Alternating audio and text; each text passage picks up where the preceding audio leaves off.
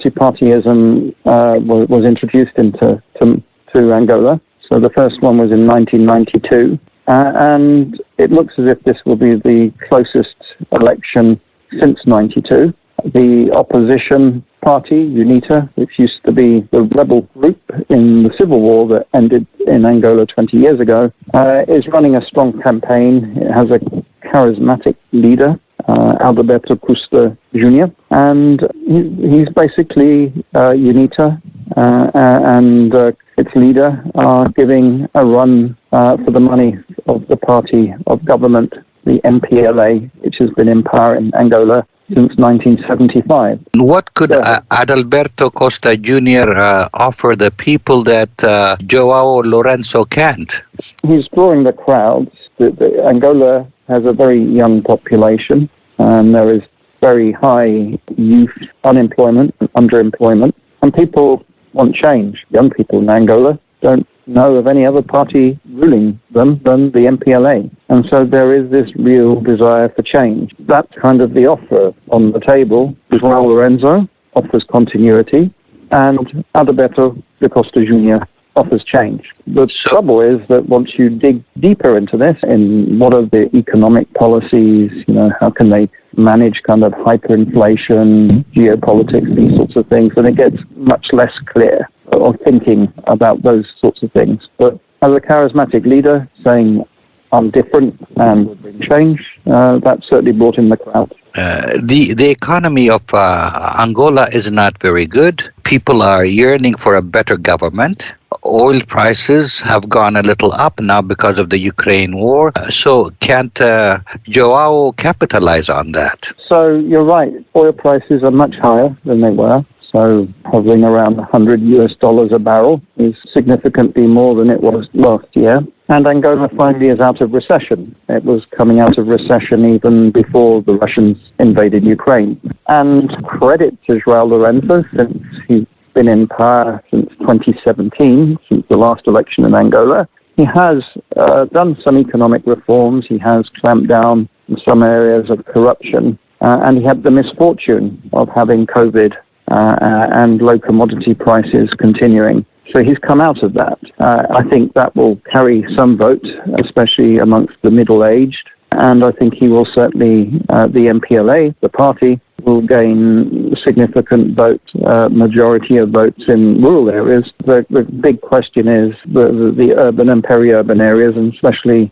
the youth vote. And that's where I think he will struggle, just because of the desire for change, even if he's been doing some good economic policies and got a good economic team. That's not necessarily cutting through with youth. The mere fact that the election is going on peacefully, does that say something for Africa? Finally, maybe democracy is taking root. This is a process, and you're absolutely right. I mean, look, the civil war in Angola ended 20 years ago this year. This is the 20th anniversary this year of the end of the civil war, when the UNITA leader, and then their original leader, Jonas Savimbi, was killed in action, and the war ended. Simply, that was it. He died, the war ended.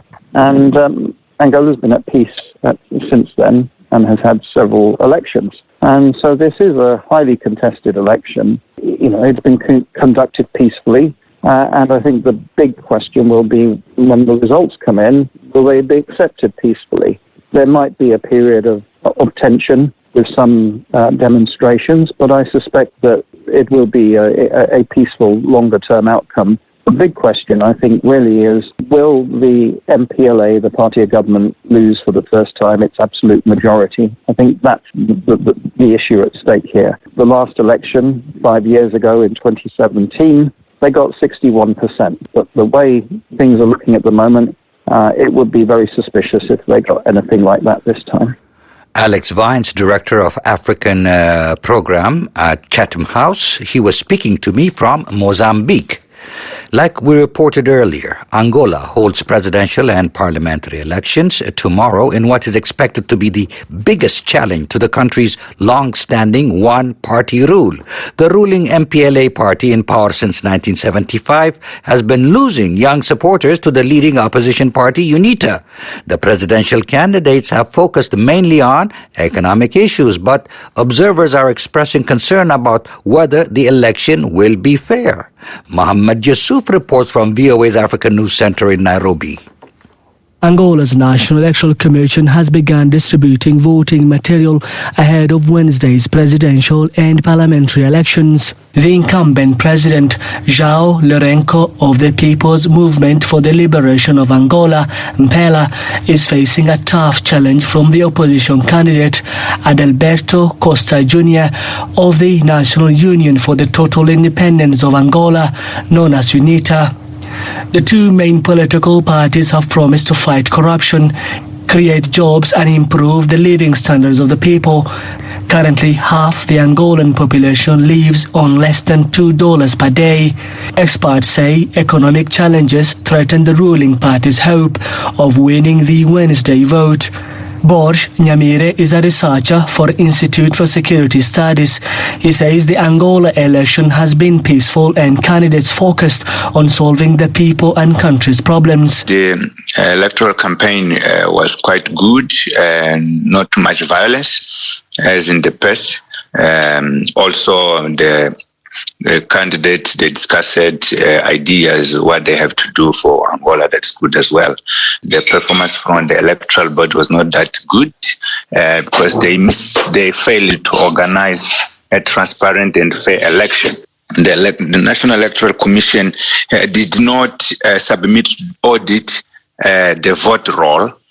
So they are going to vote, but the number of the voters has not been audited as it's mandatory by the law. Critics accuse the Electoral Commission of failing to build trust with the political class and the public ahead of the election. Officially, there are at least 14 million people eligible to vote, but some suspect the actual number to be less because the Commission failed to clean the voter rolls of possible double registrations and the deceased. UNITA fears the unverified voter register will be used to rig the vote in favor of the ruling party. Opposition groups have also criticized the Commission's move to announce the results at the National Election Center in Angola's capital, Luanda, instead of at polling stations. The head of Angola Institute of Electoral System and Democracy, Luis Jimbo, says the electoral agency must act properly on election day. Wherever is not now about transparency, because there's a lot of things that the transparency was supposed to be done from the beginnings, but we are demanding the truth, vote truth.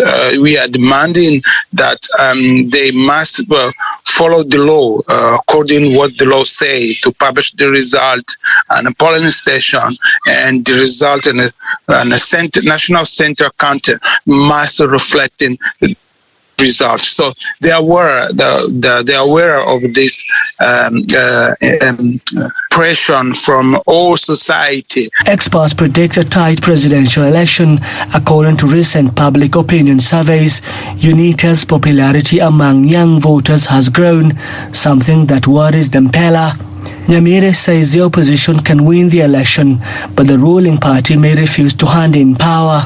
Because in Angola it's very difficult to distinguish who is MPLA, the ruling party, and who is the state. So I foresee some groups within MPLA not accepting the result. So we might have a situation that mediation will be necessary to prevent conflict in Angola. Nyamire says conflict can be avoided if police remain peaceful and refrain from violence in the case of any post-election protest.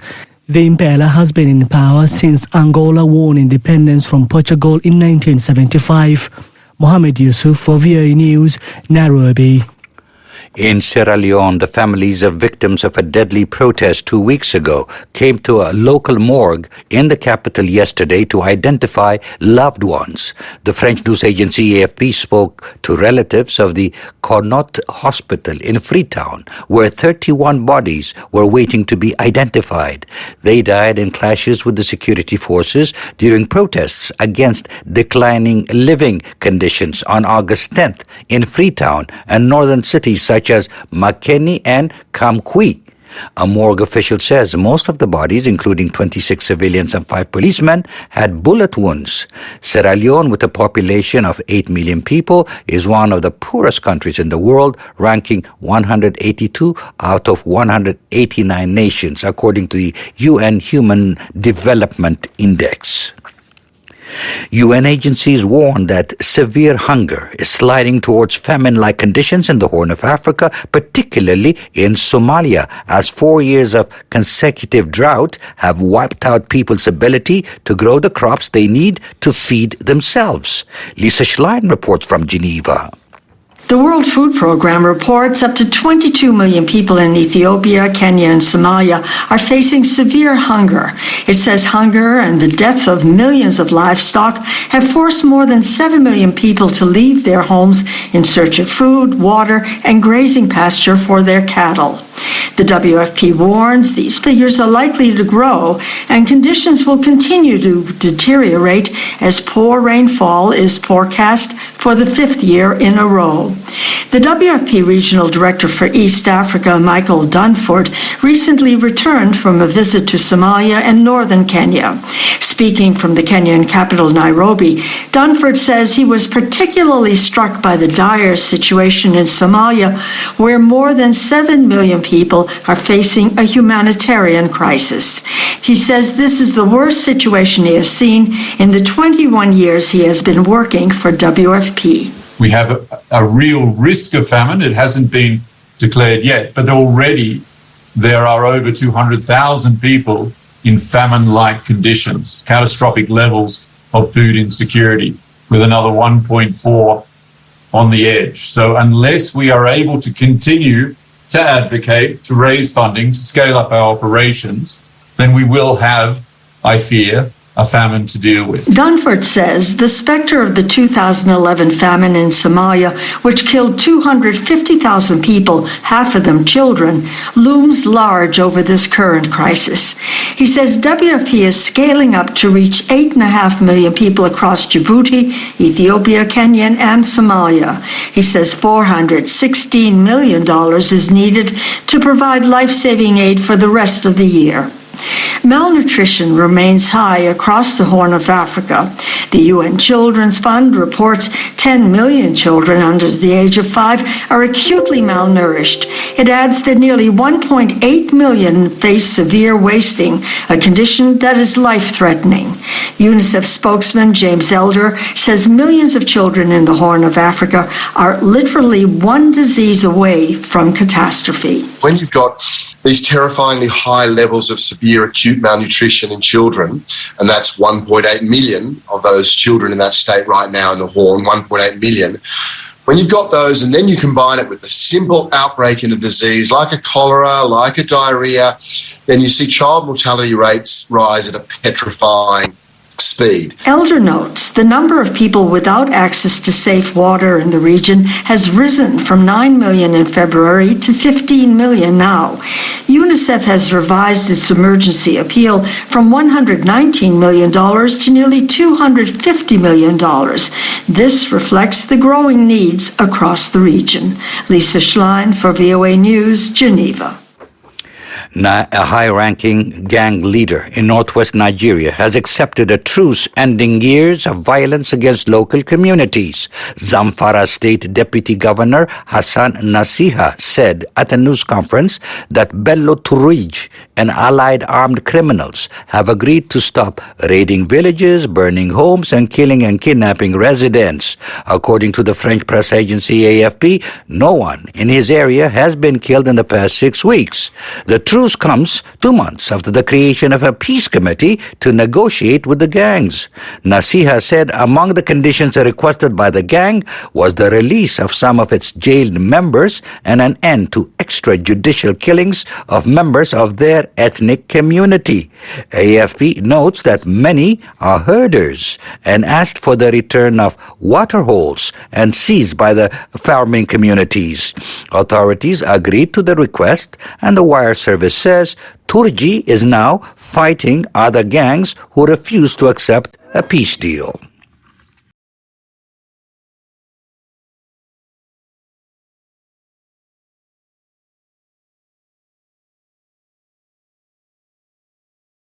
Coordination of Humanitarian Affairs says flooding affected 731,000 people in 17 countries in West and Central Africa. Heavy rains and floods continue to take a significant toll on human life, property, land, and livestock. At least 250 people have died and 750 have been injured in flooding. OCHA says 126,000 have been displaced. More than 35,000 homes have been destroyed or damaged in 13 countries. OCHA today said this year's extreme weather events have pushed vulnerable families deep into crisis. Many of the affected regions were already struggling with high levels of food insecurity, malnutrition, instability, and violence. Now, the floods bring risks of waterborne diseases and increased displacement. In Sudan, officials today said the death toll from flash floods in Sudan since the start of the country's rainy season has climbed to 83 as downpours continue to inundate villages across the East African nations. Since the start of the rainy season, thousands of Sudanese families have been left homeless, sheltering under tattered dwellings. Safadin Suleiman, a resident of the town of Makialab, says the floods overwhelmed his community. Suleiman says the floods instantly filled the streets of the neighborhood and then the alleys and came into houses, yards, balconies, kitchens, and storage rooms. The water was heavy and running. Only a few people managed to save their furniture. The United Nations Office of the Coordination of Humanitarian Affairs, or OCHA, warns the floods bring increased risk of disease such as cholera and malaria. Another Mwekabire resident, Haidar Abdul Rahman, says with many families without shelter, their concerns about are very dangerous.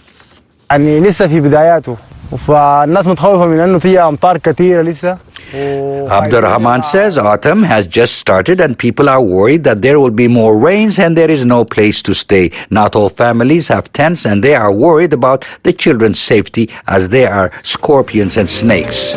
OCHA says the floods have affected nearly 150,000 people. And that wraps up this edition of Africa News Tonight. I am Yehiyas Wuhib in Washington. For all the latest developments on the continent 24/7, visit our website at voaafrica.com. On behalf of our producer Dan Brown and our engineer Nelson Lopes, thanks for choosing the Voice of America.